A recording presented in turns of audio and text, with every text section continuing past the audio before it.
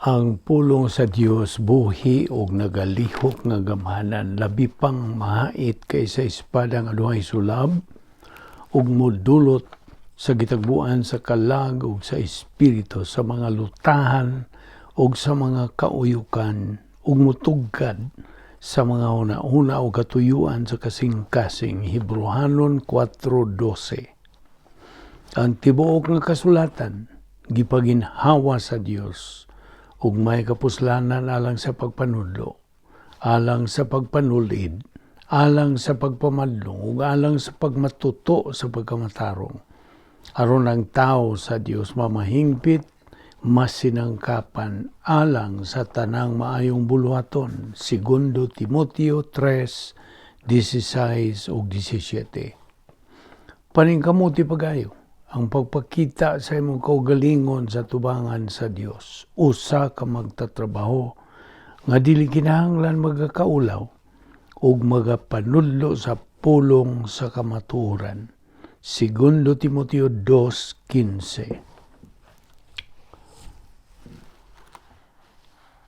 Isaiah 41:10. Fear not, for I am with you.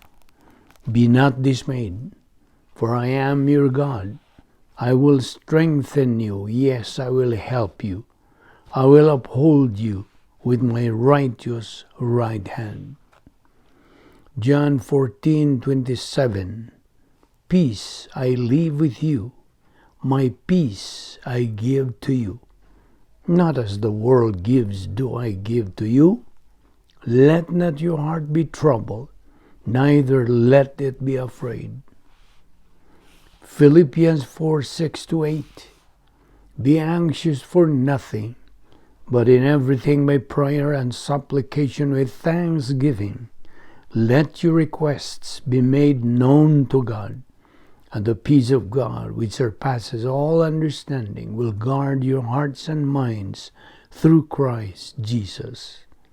Finally, brethren, whatever things are true, whatever things are noble, whatever things are just, whatever things are pure, whatever things are lovely, whatever things are of good report, if there is any virtue, and if there is anything praiseworthy, meditate on these things. Psalm 46:1-3. God is our refuge and strength, a very present help in trouble. Therefore, we will not fear, even though the earth be removed, and though the mountains be carried into the midst of the sea, though its waters roar and be troubled, though the mountains shake with its swelling. Selah. Before we start our Bible study niining adlaw, well, it is our routine nga gikinahanglan ang atong paglimpyo sa atong tagsa-tagsa kakalag sa dili pa kita gayud magapadayon sa pagtuon sa pulong sa Dios. Otherwise, kung dili nato isugid ang atong mga sala ngadto sa tubangan sa Dios nga Amahan, then mahimo lamang kining babag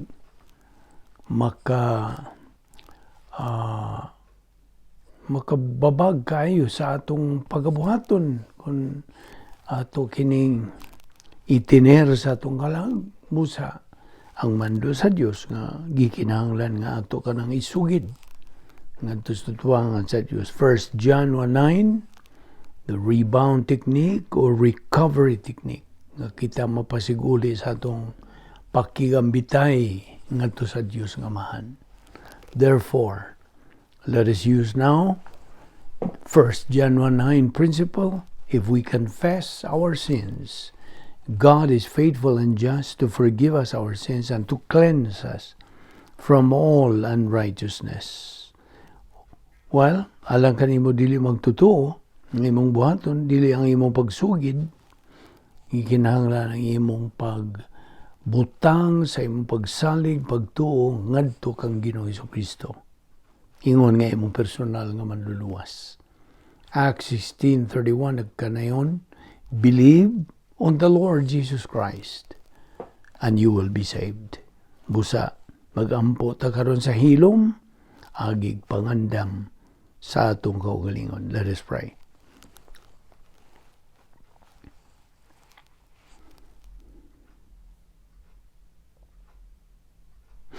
Balaan na mo nga Diyos, nagapasalamat kami kanimo. Nininglahi na sa mga higayon, ngay mong gipadangat ka na mo, niya pa kami sa ikaduhang bahin sa imong plano nga ipatuman ang imong mando nga magtubo unta kining among kalag, pinagis pagkaon ni sa imong mga pulong. Kaya ang tao dili man mabuhay pinagis sa tinapay lamang, kudili sa matag pulong nga magagula sa imong baba. Busa, hinihigayon na umani kami sa among pagpadayon sa pagtuon sa imong pulong, pinagi sa pagtudlo kanamos balang Espiritu Santo, the only teacher of truth. Aron malamdagan kami, maklaruhan kami, matinawan kami, mapasabot kanamo kining tanan nga mong paghisgutan ni ining adlaw. Kining tanan na mong ipasalamatan sa ngalan ni Ginoong Hesukristo. Amen. Well, may adlaw sa tanan na itong mga subscribers, mga higala, itong mga suki, at itong mga igsuon diyan ni Kristo. Welcome everyone. Og magapadayon kita karon sa atong spiritual momentum. Mao man kini nga atong buylong na espirituhanon. Dili kita maka-advance in our spiritual life unless we continue taking in Bible doctrine, which is the only source of happiness, peace, stability in our Christian life. So busa, karong adlaw, doon na nasa tayo lain nga paghisgutan nga bahin gyapon nga may kalabutan kini sa atong main thrust nining atong ministry to spread the gospel.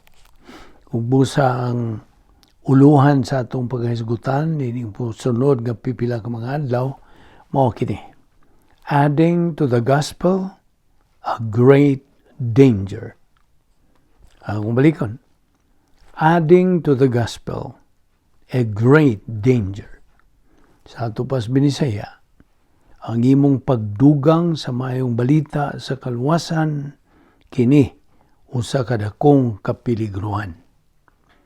So naklaro nimo, dakong kapiligruhan kung imong dugangan ang mayong balita sa kaluwasan. So again, the title in English sa atong paghisgutan ng pipila ka mga adlaw is Adding to the Gospel a Great Danger.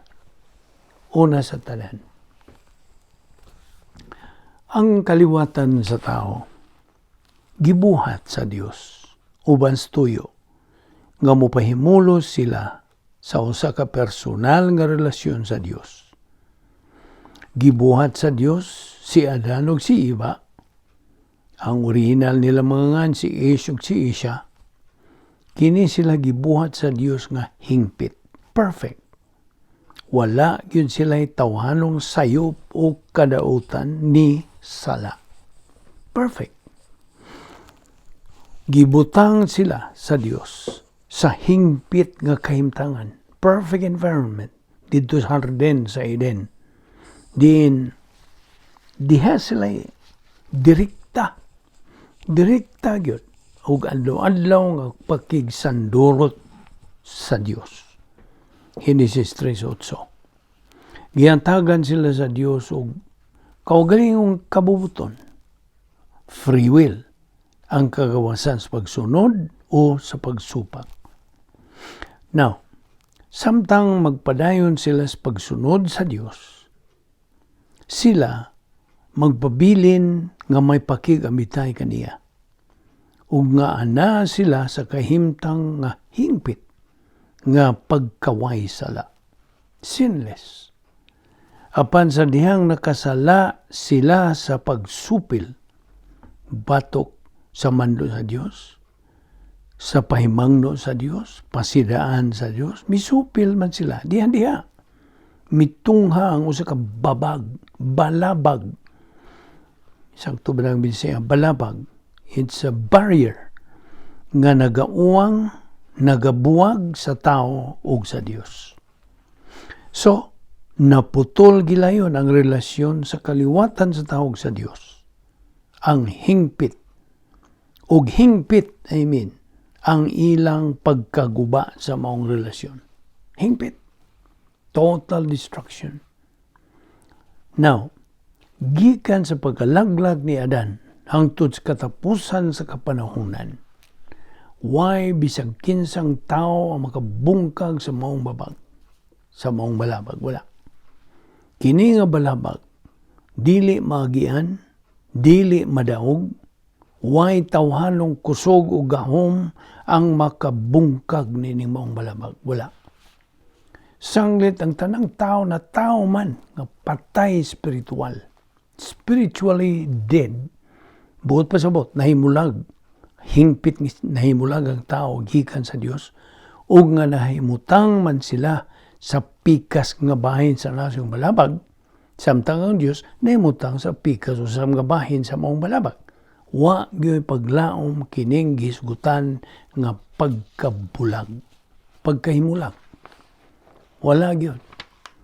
Now, apan tungod sa pagkasayod sa Dios sa tanan, in His omniscience, iyang kanunay nasayran nga ang kabuton sa tao mupahinlayo gyud kaniya gikan sa iyang magbubuhat. O gumikan niya na didto sa kaniadtong wa pa ang tanan, ang Dios nga mahan mimugna og usa ka hingpit nga plano aron mao kini ang mutangtang sa maong balabag pinagi sa buhat sa kaluwasan nga gihimo ni Ginoong Hesukristo dito sa krus.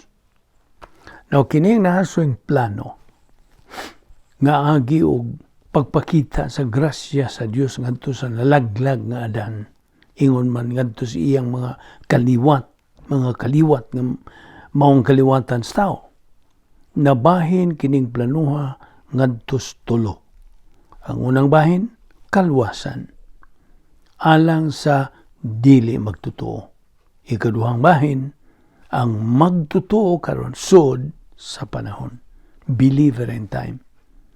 Ug ang ikatulong bahin, ang magtotoo didto na sa eternidad.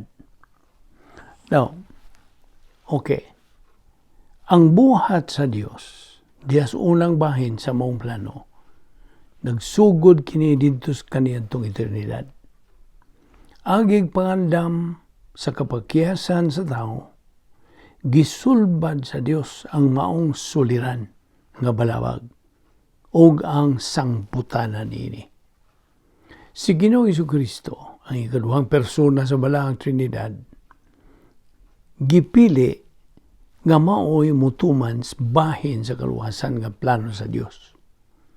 Ang buhat ni Hesukristo nagsugod sa iyang birhen nga pagkatao o gitapos didto ibabaw sa krus. Sa iyang pagkabanhaw, iyang pagsaka sa langit, o ang iyang paglingkod sa tuong kamot samahan. Ang kang Kristo nga kamatayong espiritual, agig puli ka na itong mga makasasalang kaliwat ni Adan, mao ang mibayad sa silot sa atong nga sala. Ug mao'y nagabungkag sa balabag. Mao kadto. Aron sa ingon niya na ang kaluwasan gawas. Gawas nun. Now, gawas nun kini nga itanyag ngadto ni bisan kinsang mutuo kaniya. Ang tahas sa tao sa unang bahin sa maong plano may tabo sa higayon nga mutuo kining tawhana kang Ginoong Hesukristo, ingon nga iyang manluluwas ang usa ka tawo. Okay? When a person believes in Christ as his Savior, diha, maluwas siya. Now, sa ikaduhang bahin sa plano, nga mao na ang Kristohanong paagis pagkinabuhi, musugod kinigilayon, human madawat ang kaluwasan. Human ang tao mudawat sa kaluwasan o mutuman kini sa dihang magalihok ng Espiritu Santo sa sulod ug pinagi sa magtotoo. Ang ikatulong bahin sa plano nagsugod sa dihang mamatay pisikal ang magtotoo o tingali sa panahon sa rapture o pagsakgaw kung unsa man ugaling ang mahitabo. Ang una, 1 Tesalonica 4:13-17. Ang pagkatangtang sa balabag, iharang buhat ni Ginoong Jesucristo. Gawas nining Diyos ng kasulbaran. Ang kaliwatan sa tao, nagatubang ragyod sa dayon nga paghukom ug pagkahimula gikan sa Dios. Juan 3:18 ug 36. Now, naghisgot man tag pagsakgaw, of course, na may ubang mga bago nga mapagyo sila alamag kung unsa kini. Now, of course, ang pagsakgaw mao ang pagbanhaw o pagsakmit sa tanang mga magtotoo sud sa panahon sa simbahan nga buhi ingon man mga patay. Na mabasa sa 1 Corinto 15:51-55, 1 Tesalonica 1:10, pinadayag 3:10. Okay? Now, ang komposisyon sa balabag to atong hisgutan. Apan sa di pa kita mo hisgot bahin gyud ni mo dupot bahin ini. Atong timan-an kining atong uluhan nga nagkanayon og ang imong pagdugang sa mayong balita sa kaluwasan kini usa ka dakong kapiliguruhan. It's a great danger. Kay imo manggipunan, imo manggipulihan, imo manggiusab. You see, you cannot add nor subtract. Wala kay katungod. Kay gipahiluna na kana sa Dios sa kaniyang tungo pangtanan, iyang giandam ang tanan. Kana sayod man sa iyang pagka-omnisyente, ang tao malaglag ra gyud. Ug busa, usara gyud kapaagi nga ang tao maluwas ug mahibalik sa iyang pakigsandurot ug pagpakigambitay ug sa iyang pagkahiusa kang Ginoong Jesucristo. Pagkahiusa ngadto sa Dios pinaagi sa pagtuo kang Ginoong Jesucristo. That is the only means. Ug dili na nimo madugangan. Nga, ang kasagaran nga mudugang nini, mao kadtong walay kamatuoran. Mao nga delikado gyud ang usa ka tawo nga walay kamatuoran. Kay mutuo na lang siya bisag unsang mga bakak. Ilabi na gikan kang Satanas. Kay kining kalibutan na gidumala man ni Satanas. Ug ang pulisa ni Satanas, his policy is evil. Dautan. Ug mao nga kung imo nang pulihan o imo nang dugangan o imong kuhaan ang mayong balita sa kaluwasan kana mo'y dakong kapiliguruhan. Ug busa ato kini giataga gibugaton nga kini nga atong gihisgutan nga balabag mao kini ang luop nakauwang sa relasyon sa tao ngadto sa Dios. Gumikan atong nabuhat sa atong unang mga ginikanan si Is ug si Isa nga karon si Adan ug si Iba sa ilang pagkalaglag. Ug atong napanunod kadtong ilang nabuhat nga kasalanan ug tanang mga kaliwatan sa tao naduhig, napahiran ug nakapanunod sa ilang sala nga nabuhat batok sa Dios. Ug mao ang tanang mga kaliwatan sa tao kaliwat man ta nila ni Adan ug ni Iba, then we are considered spiritually dead although buhi kita physically. So I hope na klaro nimo kana ato pagyud kining at-aton og dugang bahin ining kaluwasan nga dili gyud madugangan, dili makuhaan. Una sa tanan, ang kinaiya, ang dibuho, ang kalihukan, ang kalunsay sa plano sa Dios sa kaluwasan ug ang relasyon kalabutan ngadto kinaiya sa Dios kini naga-functions usara ka paagi. Balikon ko sa pag-ingon, sa usara ka paagi, in one way and in one way only. Ang Dios nagasangkap sa kaluwasan alang sa tanang kaliwatan sa tao in one way and in one way only. That's it. Ang Diyos nagadisenyo sa universo to function in one way. Ang Diyos nagadisenyo sa plano sa kaluwasan to function in one way, and that is it. Mao kita mo balik ngadto sa pahinumdom sa itong kaugalingon bahin sa napulo ka nagunang mga kinaiya sa Dios. He is sovereignty. He is perfect righteousness. He is perfect justice. He is love. He is eternal life. He is omniscience, omnipotence, omnipresent. He is immutable and He is veracity. Mao kini ang mga kinaiya sa Dios. God in His essence is sovereign, which means He is the supreme one in the universe. Ana siya ay pagkalabaw. He is supremacy. Ana siya ay gahom. Gamhanan siya. Apanaapod siya ay kabubuton. Ang sovereignty does not mean nga ang Diyos nagakontrol sa tanan. No. Wala siya magadumala sa tanan. He has designed His plan and He controls certain aspects of His plan. Gitumbok nga mga aspito sa iyang plano, but there is some things that God does not control. Mainly two things. Ang angelic volition o ang human volition. Ang mga kabubuton sa mga manulunda o ang mga kabubuton sa mga tao, mga katauhan. God has volition. He makes decisions. Kaya ang Diyos hingpit nga pagkamatarong. Hingpit usab siya nga pagkamayo. That means nga ang Diyos is holiness nga nagkanayon, nagkahulugan, nga wa gayud siya ay dautan. He has no evil present. Ang Diyos hustisya. He is perfect justice.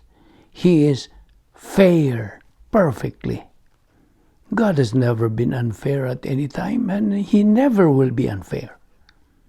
We see in the injustices nga nagpangitabo all of the time in human history.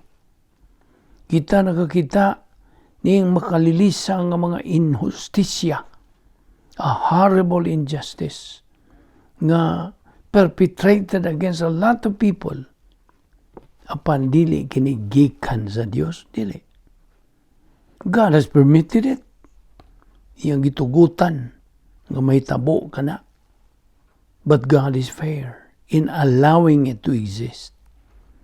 And to really understand that statement needs a great knowledge of doctrine. Nang hinahanglan kinig daghang kahibaw o doktrina. Apan ang Diyos, wa gyud kanang He has never been unfair with any member of the human race. Wala. Wala siya pagpihig-pihig. Wala. And never has been, never will be, and cannot be. Kaya ang Diyos gugma. Ana siya ay espesyal nga matang sa gugma. A spiritual love in which He acts in man's best interest. Ang Diyos, dayo na nga kinabuhi. Wala siya sinugdanan, wala siya katapusan. He has no beginning, He has no ending. Ang Diyos, wa magagikan sa from anywhere? No. Kaya nga naman, He is uncreated. Wa siyang buhata. Now, ang tulo kasakop sa balang Trinidad, ang Diyos nga Amahan, ang Diyos nga Anak, ug ang Diyos Espiritu Santo, wa ni sila pamuhata. They are uncreated. Ang mga anghel, mga manlulunda, gibuhat. They are created. Ang tao is created. Animals are created. The physical, material universe that we know, kini gibuhat. Apan, ang Diyos wala buhat tao eh. God has never been created because He is uncreated. Omnipotente ang Diyos, labaw nga makagagahom.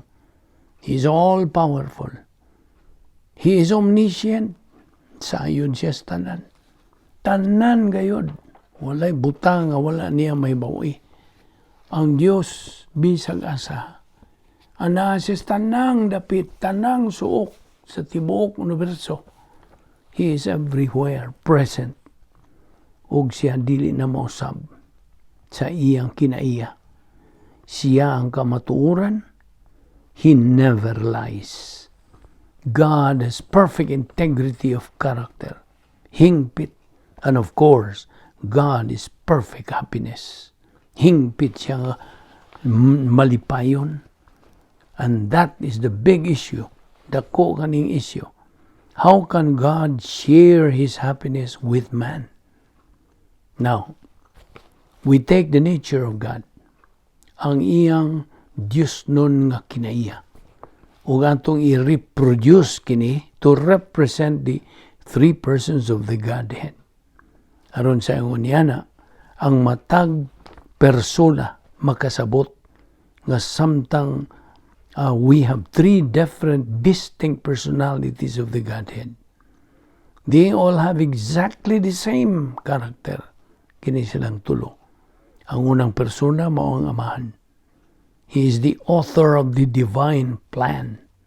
Siya ang nagamugna sa plano sa Dios.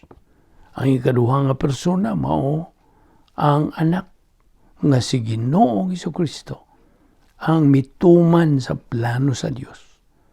Ug ang ikatulo nga persona mao ang Dios nga Espiritu Santo, ang nagamugna sa kasulatan o balaang kasulatan ug ang padayag sa plano sa Dios. So mao kini ang funksyon nilang tulo. Ang Dios nga Amahan mo'y nagamugna sa plano.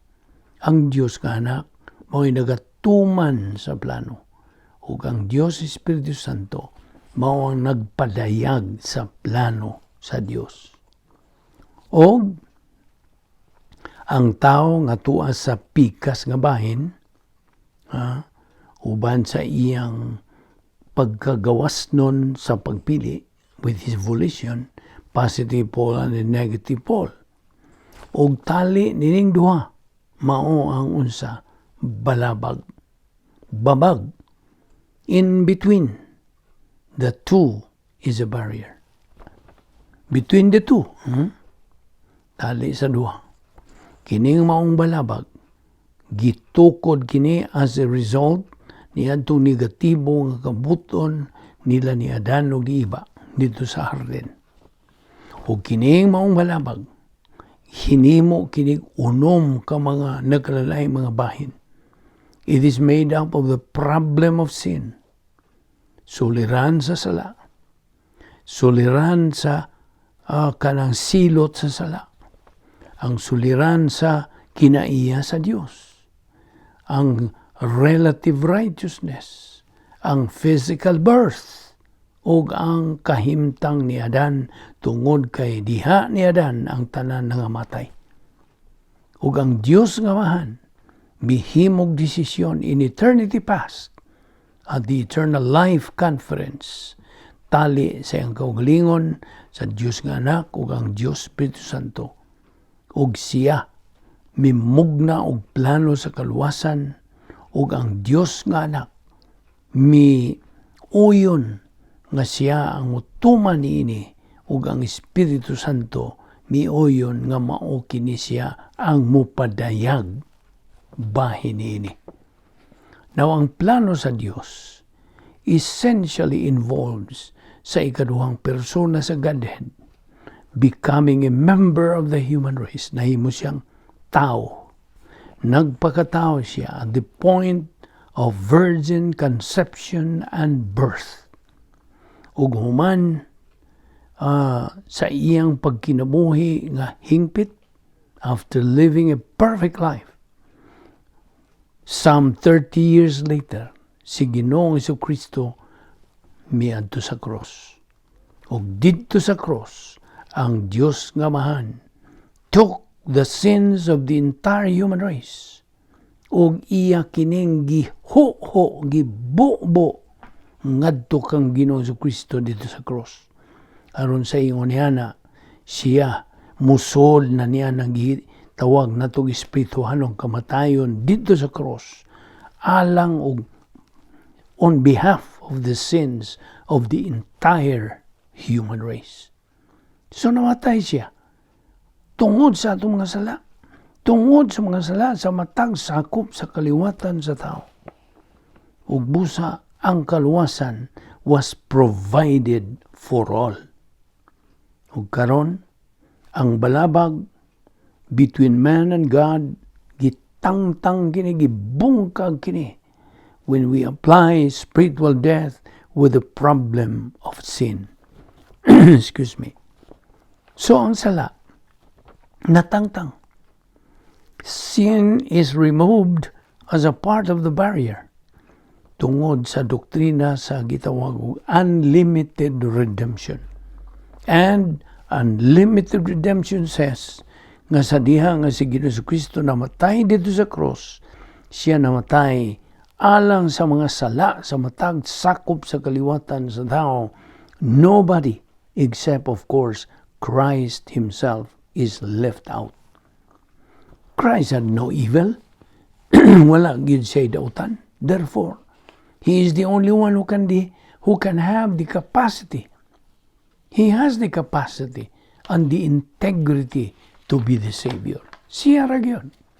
Ug siya ra gyud ang kalifikado, wa na o wala na lain.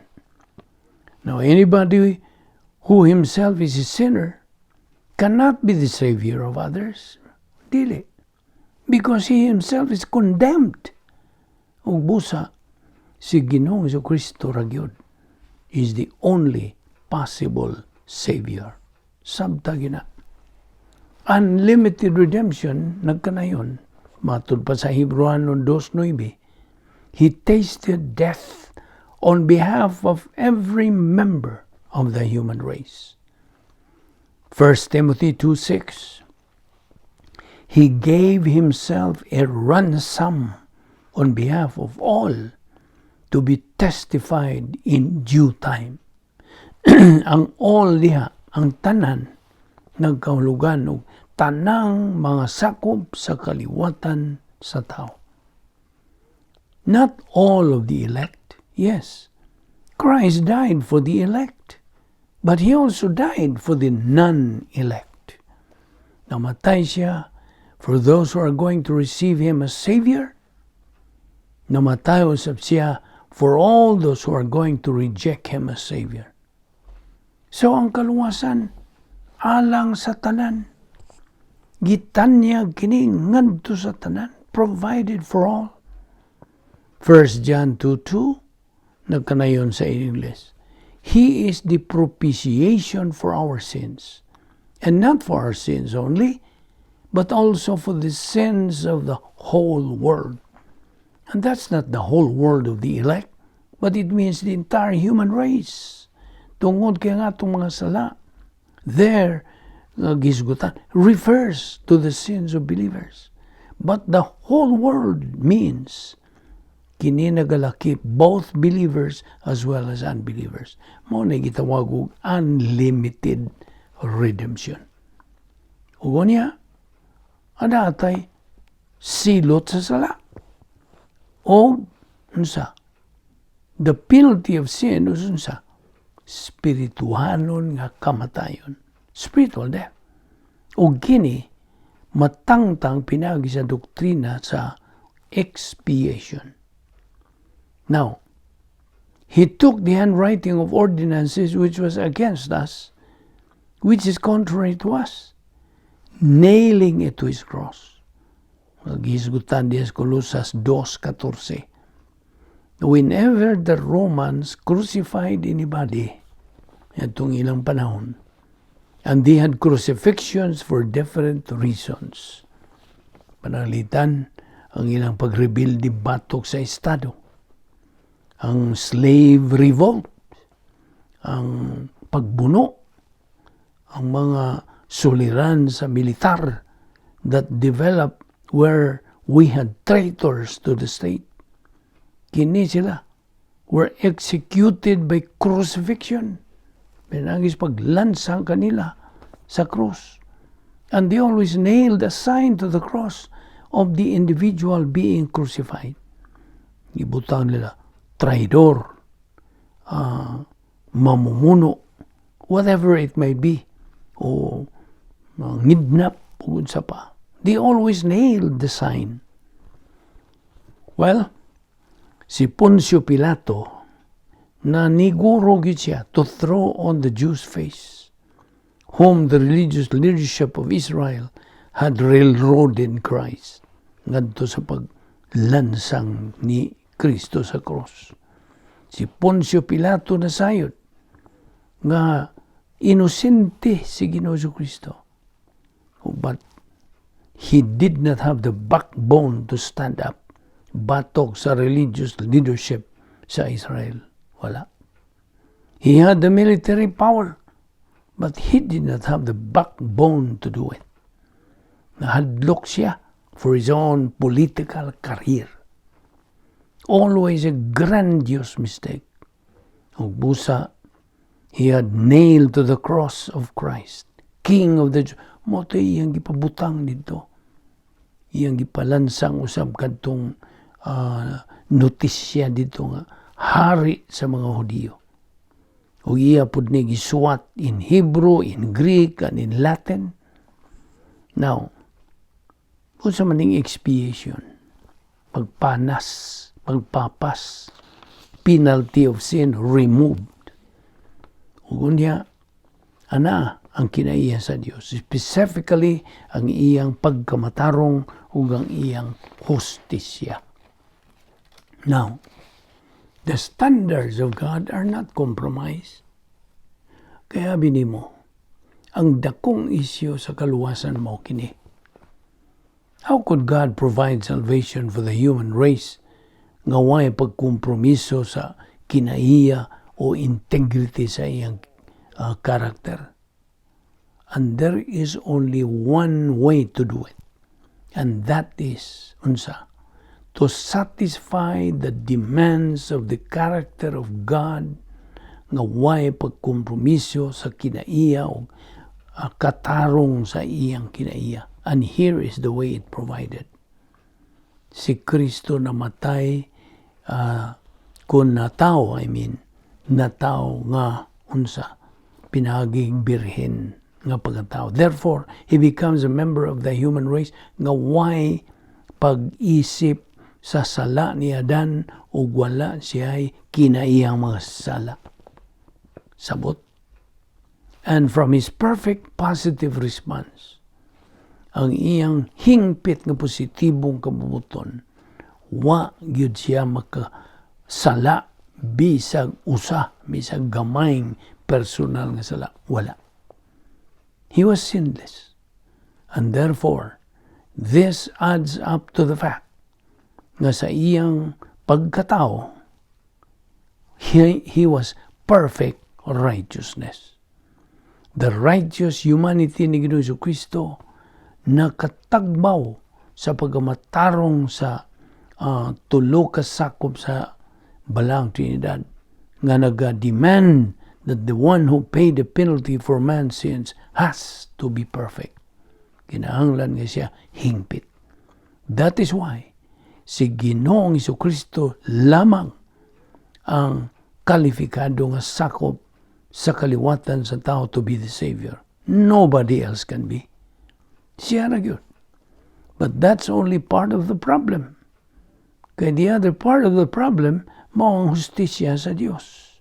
And that is where spiritual death comes in.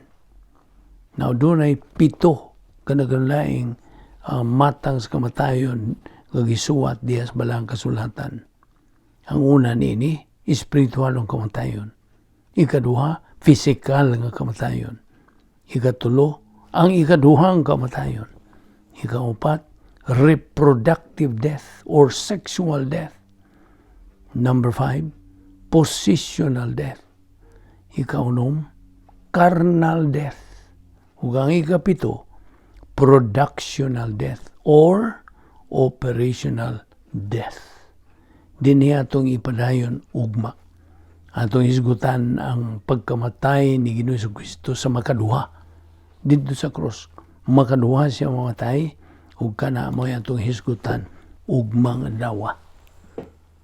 Kay padayon kita sa atong hisgot bahin ini ug ayaw og sipyat sa sumpay ini aron imog yung makatunan, makutlo gyud ang tanan nga unod ning bahin ning atong tun-an nga uluhan, adding to the gospel a great danger.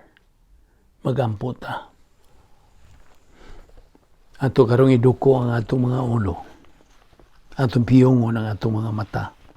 Samtang atong ipahinungod kining pipila ka mga gutlo nga nahibilin nining atong tuon pulong sa Dios ning adlaw. Ipahinungod ta kining mga higayuna ngadto sa atong mga higala kinsa wala pa si Kristo sa ilang kinabuhi, kini sila pa'y paglaom, wala pa diha kanila ang kinabuhing dayon. Now kining higayon na karon, mao ang labing manungdanon ug bililhong gutlo sa imong kinabuhi, ganis tibuok mong kinabuhi, higala nga dili magtotoo.